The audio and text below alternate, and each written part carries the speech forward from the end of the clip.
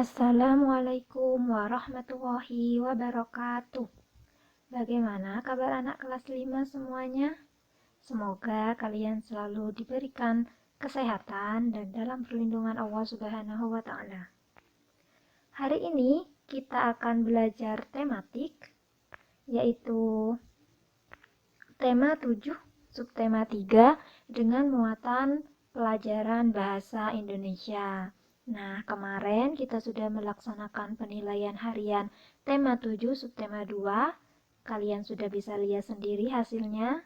Jangan pernah patah semangat dan terus berusaha. Semoga kedepannya lebih baik lagi.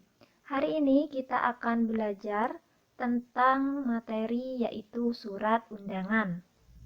Nah, pastinya kalian sudah tidak asing lagi bukan mengenai surat undangan. Nah, apa sih surat undangan itu? Surat undangan adalah surat yang berisi ajakan atau undangan, baik itu secara perorangan ataupun sekelompok orang, yang mana tujuannya untuk menghadiri suatu acara. Nah, kalimat yang digunakan dalam surat undangan itu harus kalimat efektif yang artinya singkat, padat, dan juga jelas.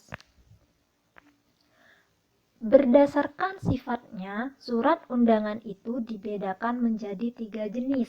Yang pertama, undangan resmi. Yang kedua, undangan setengah resmi.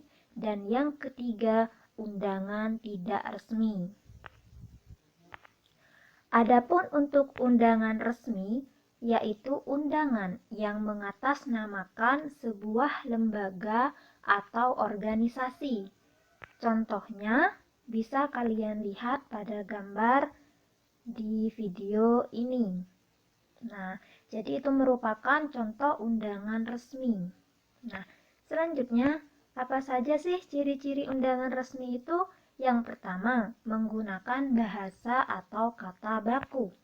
Dan yang kedua, dikeluarkan atau dibuat oleh organisasi atau instansi yang resmi. Yang ketiga, untuk kebutuhan resmi. Yang keempat, terdapat kop atau kepala surat. Dan yang kelima, terdapat nomor surat. Nah, berikut ini Ustazah akan menjelaskan bagian-bagian yang terdapat pada surat undangan resmi. Perhatikan tabel berikut.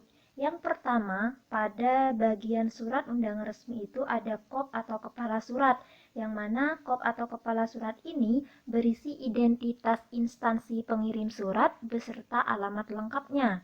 Yang kedua, terdapat tanggal surat yang menunjukkan keterangan waktu dan tempat dibuatnya surat tersebut.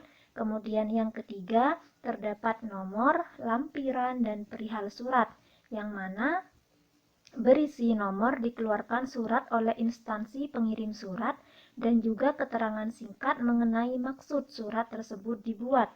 Yang keempat yaitu alamat tujuan, berisi identitas penerima surat. Yang kelima, salam pembuka, yang merupakan sapaan pengirim surat sekaligus pembuka dari surat tersebut. Yang keenam, terdapat isi surat atau pesan yang ingin disampaikan pengirim surat. Yang ketujuh, salam penutup, yaitu salam untuk mengakhiri surat. Dan yang terakhir yaitu nama pengirim atau identitas pengirim surat. Nah, coba kalian perhatikan contoh surat yang akan Ustazah tampilkan ini yang dilengkapi dengan bagian-bagian pada surat undangan resmi. Nah, ini merupakan contoh dari surat undangan resmi dan juga bagian-bagiannya bisa kalian amati secara seksama.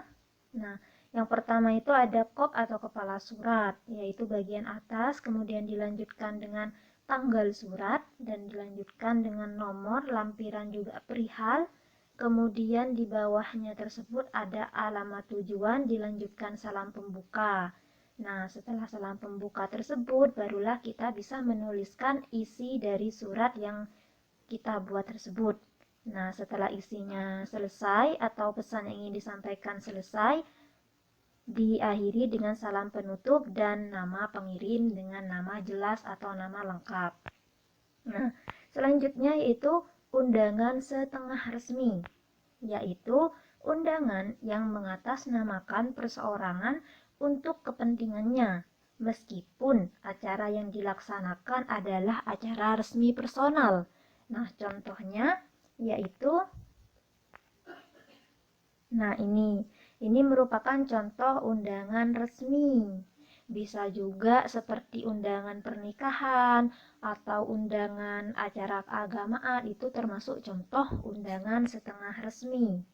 Adapun untuk ciri-ciri undangan setengah resmi, yaitu yang pertama, menggunakan bahasa atau kata baku. Jadi ini sama dengan undangan resmi. Kemudian mewakili kelompok atau perseorangan kepada kelompok. Nah, yang ketiga untuk kebutuhan setengah resmi, dan yang terakhir di sini yang membedakan dengan undangan resmi yaitu undangan setengah resmi ini tidak ada nomor suratnya. Selanjutnya yaitu undangan tidak resmi, yaitu undangan yang mengatasnamakan perorangan yang ditujukan kepada perorangan untuk kepentingan perorangan. Contohnya yaitu misalnya undangan untuk acara ulang tahun anak-anak. Adapun untuk ciri-ciri undangan tidak resmi, ini yang pertama pastinya tidak ada kop atau kepala surat dan juga tidak ada nomor suratnya. Kemudian yang kedua yaitu mewakili perorangan atau hanya khusus kepentingan pribadi saja. Dan yang ketiga dapat menggunakan bahasa baku ataupun bahasa yang tidak baku. Nah, selanjutnya hari ini kita akan coba membuat contoh undangan. Nah, perhatikan untuk tugasnya pada hari ini Selasa 16 Februari 2021. Yang pertama, kalian membuat surat undangan tidak resmi dengan tema undangan pentas seni atau perlombaan. Nah, kalian buat di kertas HVS, tapi kertas HVS tersebut kalian bagi dua supaya tidak terlalu besar. Nantinya setelah selesai kalian membuat surat undangan tersebut, kalian hias semenarik mungkin sesuai kreativitas kalian masing-masing. Setelah selesai, baru kalian kirimkan berupa foto kepada ustazah maksimal hari ini pukul 8 malam. Ustazah tunggu. Barakallahu fikum. Demikian atas materi yang ustazah sampaikan. Kurang lebihnya ustazah mohon maaf. Semoga materi ini dapat bermanfaat untuk kalian. Dan jangan lupa, materi yang tidak ada di buku, kalian catat di buku catatan kalian supaya kalian mengingatnya ya. Ustazah akhiri, wassalamualaikum warahmatullahi wabarakatuh.